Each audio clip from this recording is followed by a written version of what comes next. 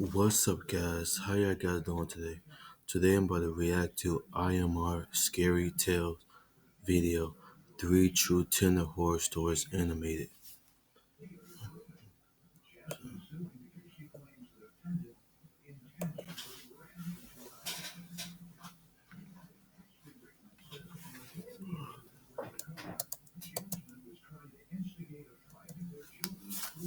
I'm petrified of this dating app, Tinder.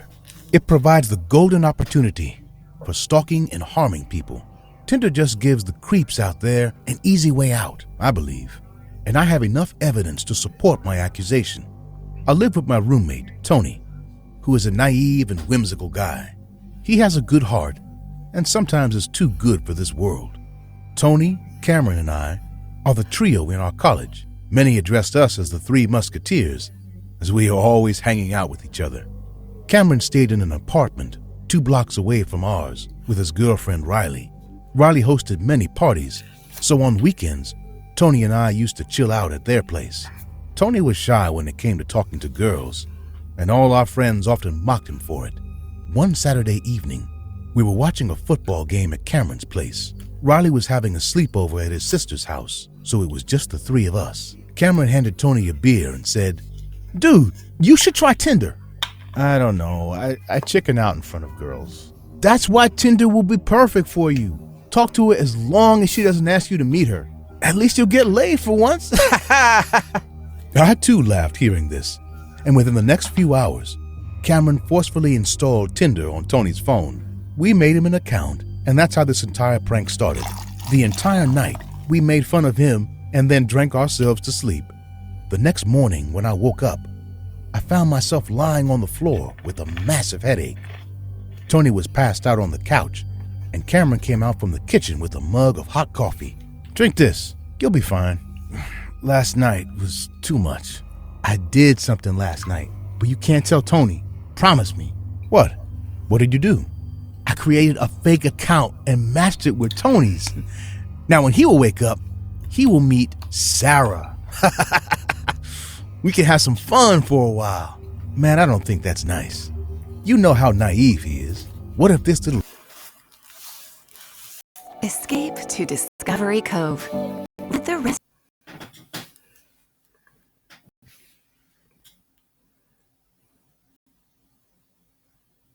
of the world disappear as you dip below the surface.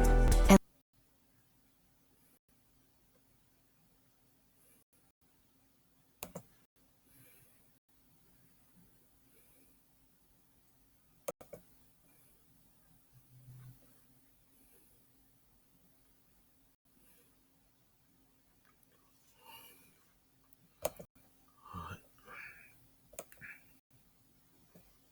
joke ends up being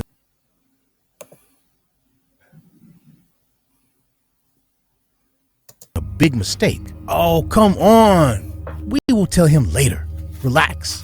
Nothing will go wrong." After that day, Cameron started to text Tony from his fake Sarah account. And for a while, Tony too couldn't believe his luck. We were sitting in the college canteen one afternoon when Cameron asked, "So, how is it going between you and Sarah?" "Can't tell. She texts me at random times and her profile picture doesn't show her face." "Who wants to see her face?" "Shut up, Cameron. I just wish I could meet her and talk to her in person." "Well, I think that will be too early. You guys just started talking. And like I said, wait for her to ask you out." "Really? What do you think, Matthew?" I hesitated because now I will have to make up something too. Yeah, you should wait for her to make the move." "Okay, if you guys say so." After this interaction in the cafeteria, I pulled Cameron aside in the hallway. "Cameron, what the hell are you doing? Just end this and tell Tony the truth." "Jeez, you are getting on my nerves." "Fine, I'll tell him tonight."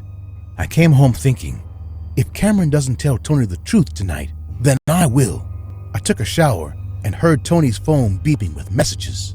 Damn, he is still pulling this weird shit out. I then went out to pick up our dinner from the Chinese place nearby when Tony called me. "Hey, what is it?"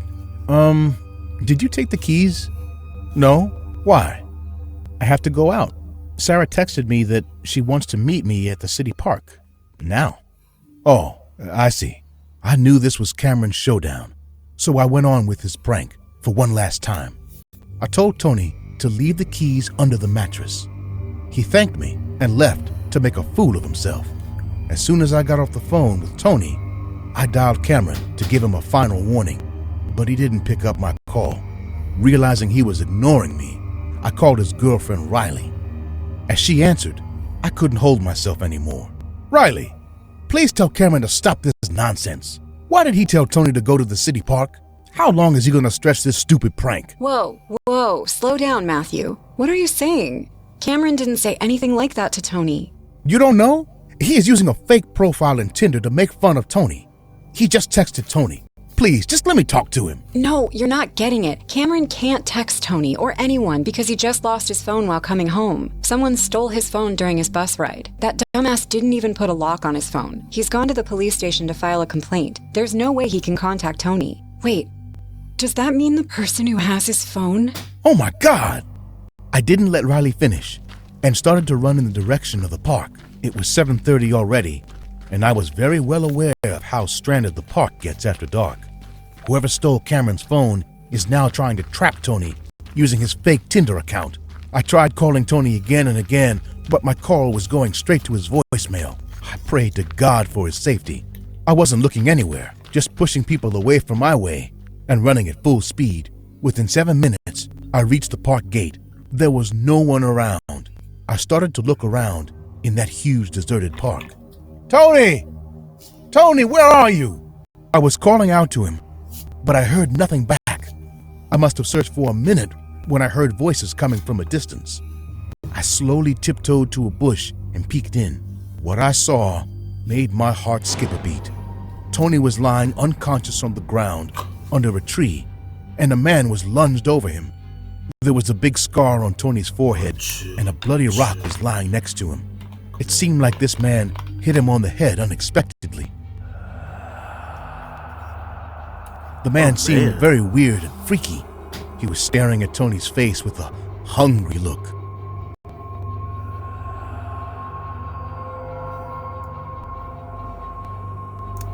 Oh yeah, it is, man. Gotta see the chest hair. Look like a woman though, like a mother. At the first glance, I thought he was probably planning to rob my friend, but what he did next made me nauseous.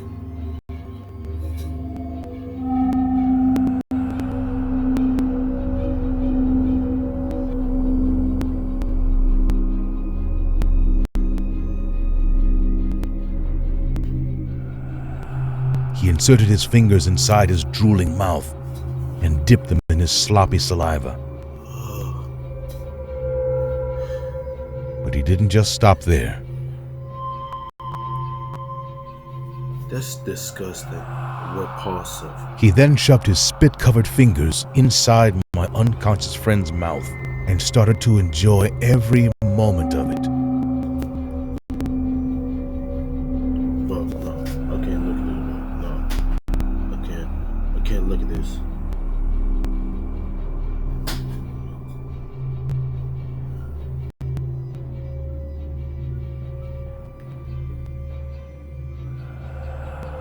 His face clearly showed his sick intentions that crowded his mind quite immediately.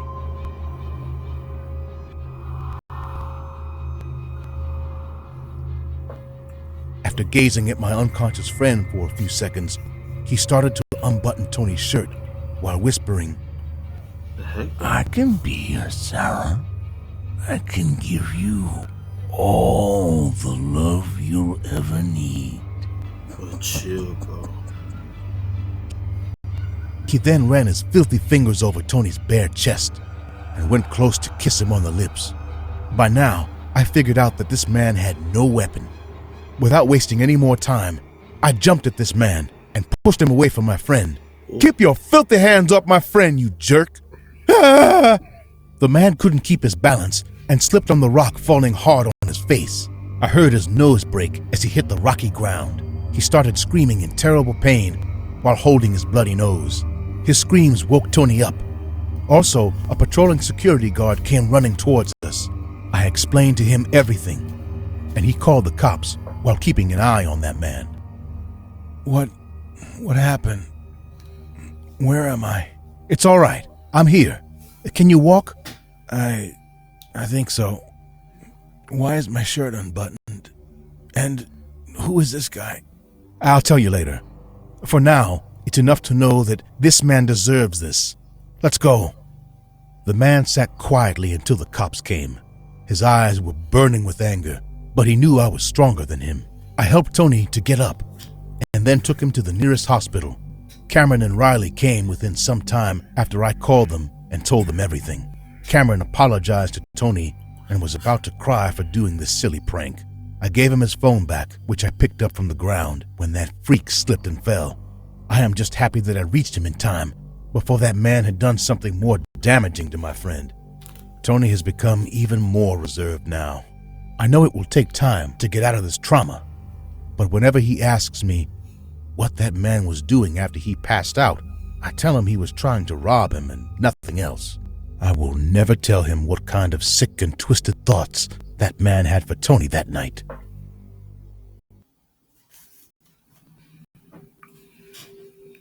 Would $50,000 make your wedding day that much sweeter? Share your love story with the sweet and eminently lovable and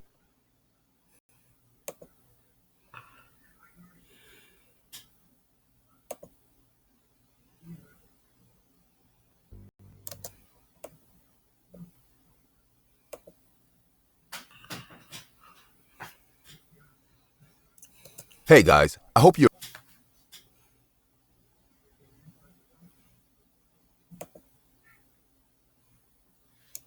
story of a girl named Grace Mullane, who disappeared on the day before her birthday. Grace was from Wickford, Essex. After graduating from the University of Lincoln with a bachelor's degree in advertising and marketing, she set out on a backpacking tour. It was her long-needed break, so she planned to make the most of it. She went to stay in New Zealand for 2 weeks after spending 6 weeks in South America. Excited about turning 22, Grace was on cloud 9. She traveled around the Upper North Island and then arrived in Auckland on 30th November. Being on her solo trip and having adventures in mind, she decided to go out and explore the place in her way. She was having a time of her life until she met a guy on Tinder named Jesse Shane Kempson. They both matched and started to talk. Kempson asked her out quite immediately, and Grace was stunned to see how persuasive he was. The 27-year-old sent the first message on the dating app saying, "Hey Grace, how are you?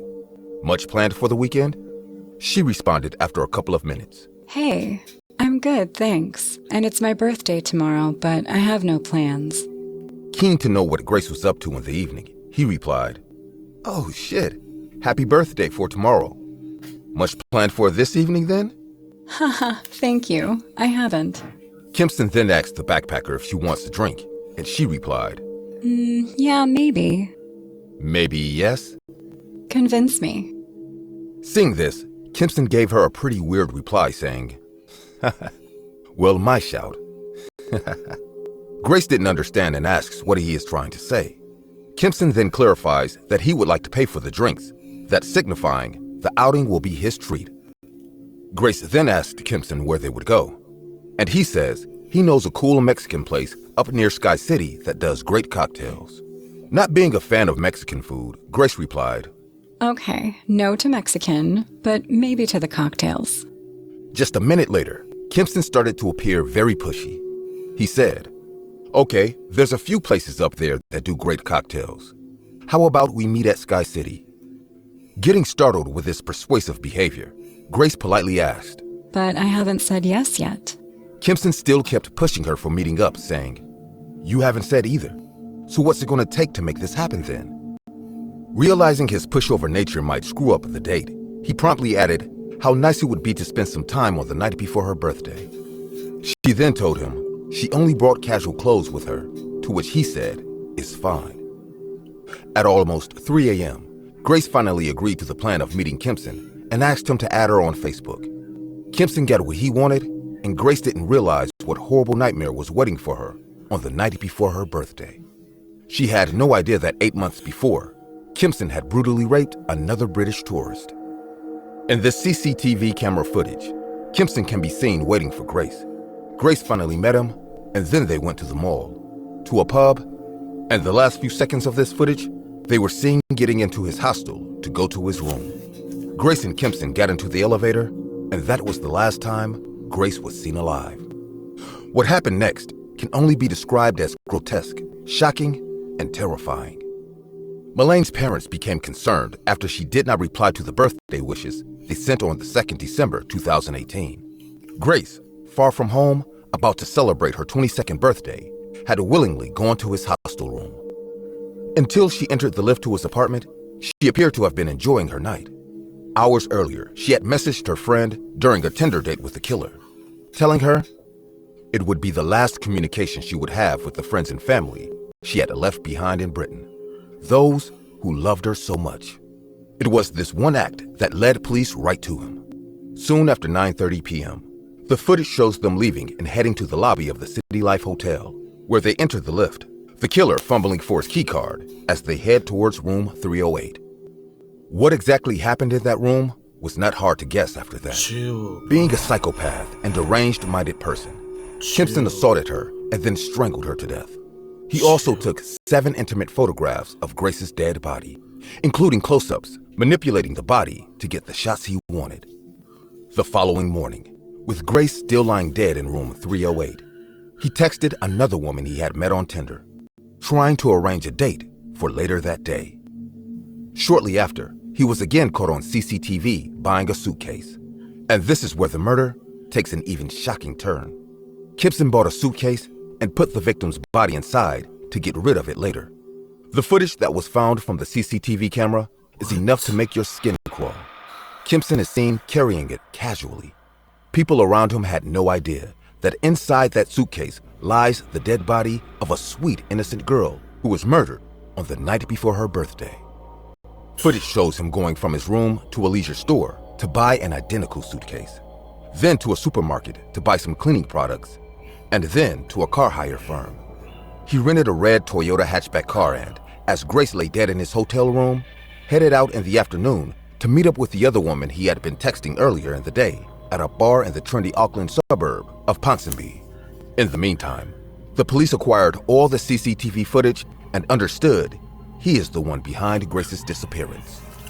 Even though he lied at first to the police, but by the time of his second interview, he had no choice but to admit to killing Grace.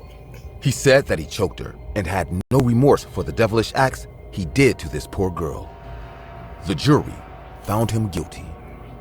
During his trial, he was described as a sociopath who made some of the women he met or communicated with on Tinder highly uncomfortable.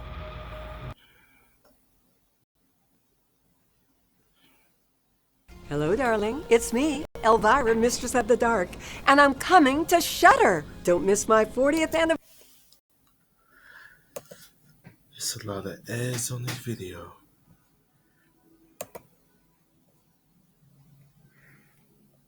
It later emerged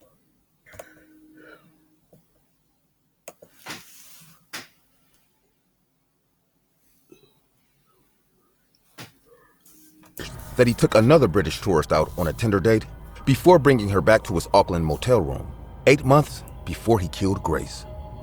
Kempson raped the tourist, then 21, while she lay on the bed crying and frozen with fear after she refused to have intercourse with him.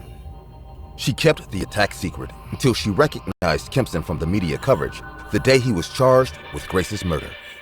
For many months, his identity was protected by the justice process in New Zealand. But that was finally removed when he lost an appeal against his conviction and sentenced for murdering Grace. He was jailed for 17 years, to run concurrently with the other 2 sentences of 11 years. 17 years. It was late night when I got an alert on my phone. I could not believe it. I had just matched on Tinder with the most beautiful girl I'd ever seen. She was a 21-year-old blonde called Valerie. I didn't think much of it at the time, but I should have suspected that something was up right from the get-go. I'm not what you'd usually consider attractive. Not like the other guys on Tinder. I look normal. If I were hanging out at a bar and I strike up a conversation with someone, I think I'd have a decent shot at any girl there. But on these dating apps, it's all about the looks. And a decent 6 like me doesn't usually match with a glowing 10. And it's even stranger when it's her making the first move. Hey, handsome. Nice pics. I replied immediately, surprised that she'd be the first to break the ice, and we started talking. Turns out we were attending the same university, and even though she was a medical student, our schedules were pretty similar. After a few days of great long conversations, I finally went for it and asked her out for coffee. She said yes, and we met that Friday after school. I met Valerie in a bookshop cafe near campus. She looked as stunning as she did in her profile, and she was just as charming. It was summer, and she was wearing a nice sundress that nicely complemented her figure. But what caught my attention mostly was the strange necklace she wore. It had a strange circular symbol with small blue rocks embedded into it. When I asked about it, she sort of dodged the question. This old thing? It belonged to my grandmother, but I don't want to talk about it. She looked nervous for a second, but then she went back to her usual charming self. We kept talking, having fun with stories about school, when I noticed a man on a far table staring at us. No, What the hell? staring at me. The man had a strange-looking face. It was weird that I hadn't noticed him until then. He was wearing all black, and I couldn't really tell from a distance, but it looked like he was wearing a necklace, and it looked similar to Valerie's. He had half his face scarfed, as if he'd been terribly burnt, and he really looked out of place in the cafe. When he realized I was staring at him, he looked down to his phone, but later, I caught him staring at me several times. I was kind of freaked out, so I decided to cut it short. I was feeling very strange. Valerie was nice, maybe too nice, and this other guy was really intimidating. So I made an excuse and left. Before leaving the cafe, Valerie gave me her Instagram and asked me to follow her, so I did. On my way home, I scrolled through her feed. If I didn't know she was a medical student, I'd assume she was a supermodel by the looks of her feed. Many provocative pictures, and she always looked great on all of them. Later that night, she texted me. Hey, it was weird the way you left today. I hope I didn't do anything to upset you. I replied that I was okay. I was just feeling a little strange and had to get out of there. But that she was great and that I'd love to see her again. Oh, great. Because I know it's kind of too soon for a second date, but a friend is playing a show with her band tonight, and I'm looking for a +1. Would you be interested? I could not resist. I said yes and began putting together an outfit. I left that night, and I saw something strange outside of my apartment. A black SUV, and the man at the wheel was looking at me. I didn't get a good look at him. It was too dark, and he pulled up the window when he caught me staring. I began walking to the bus stop. I could swear someone was following me. I'd hear steps behind me, rushing suddenly, only to turn around and see no one there. I looked back at my building, and the SUV had disappeared, but I never heard the engine. I told myself I was imagining things. The bus arrived, and I got on. And that's when I realized that something terrible was going to happen. Valerie was standing there, in the bus, between the row of seats. I was shocked to see her. That was a coincidence, right? I turned and looked, and the bus driver was the guy. The same guy from the coffee shop, with his horribly scarred face and a terrible smile on his lips. Valerie said, I'm so glad you made it. She had a sickening grin on her face. There were other people in the bus, all men, all wearing black, and with the same necklace she had around their necks. Suddenly, I felt the urge to run, to jump, but the bus was on the move and someone was behind me. One of the men grabbed me, and Valerie walked up to me with a needle in her hand. She stabbed me with it, and everything went black. I woke up in a dark room. I could hear people chanting in some weird language in the distance. The room had wooden walls, and there was a carving of the same symbol in the necklace they all wore. I had been kidnapped by some strange cult. I had to get out of there. A knock came at the door. It was Valerie. She was wearing a dark robe now, and her hair had strands of red wet with blood. She was holding a bloody knife too, as if she'd just killed someone. The mother will be ready for you soon, She said and walked away, shutting the door behind her. I was trembling with fear, but I wouldn't let these psychos kill me just like that. I explored the room carefully. It had no windows and it was almost empty. I inspected the wood on the walls. There were several boards placed vertically, one next to the other. I fiddled with them until I noticed one in particular was kind of flimsy. I pulled on it gently, and I was able to pull it back a little. The wall inside was hollow, and the space was just enough for me since I was so skinny. I managed to pull the plank all the way without breaking it, and I got inside the wall. Then I pulled the plank back in place. About 20 minutes later, I heard the door open, and then shouting. A male voice said, "Where is he?" Valerie was also there. He was right here, I swear. "Spread out and find him.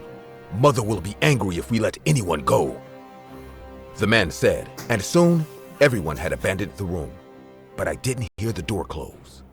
I waited a minute and exited the wall. As I suspected, the door was open, but I could hear people coming and going outside. I exited the room and found another door open down the hall. I got in and I found it was some sort of storage room. There were robes and books there. I took a robe and disguised myself as one of them. I also saw there were several knives and other objects I could use to defend myself. So I took a small blade. It would work. I had never hurt anyone before, but I was decided to escape that place. I went outside. I had the knife hidden in my sleeve. The house looked like an old manor, the kind you see in old-timey horror movies. And there was so much chaos around that nobody seemed to mind me. There were people in robes running up and down the hallways, so I tried to imitate them, keeping my head low under the hood of my cloak and grasping the knife tight. I started making my way down a huge staircase. I could see the front door of the house. I was about to escape when I heard a shout behind me.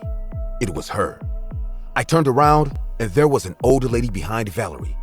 I suppose that's the mother, but I had no time to find out. I rushed to the door and made it outside with what seemed to be all members of the cult following me. I saw there were expensive cars parked outside. Some of them looked like European models. These people, whoever they were, had money. There was a man smoking a cigarette next to one of the sports cars. The car's door was open, so I threatened him with the knife until he gave me the keys.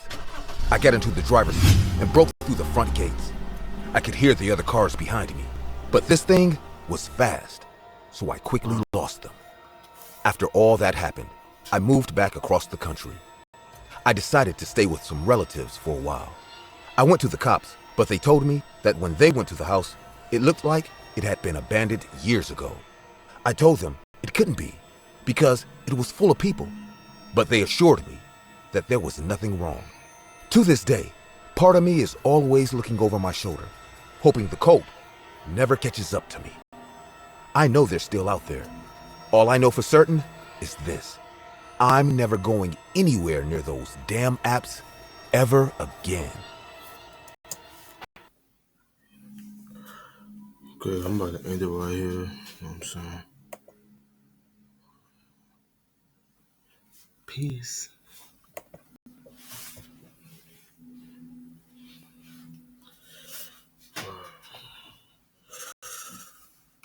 I'm done, bro.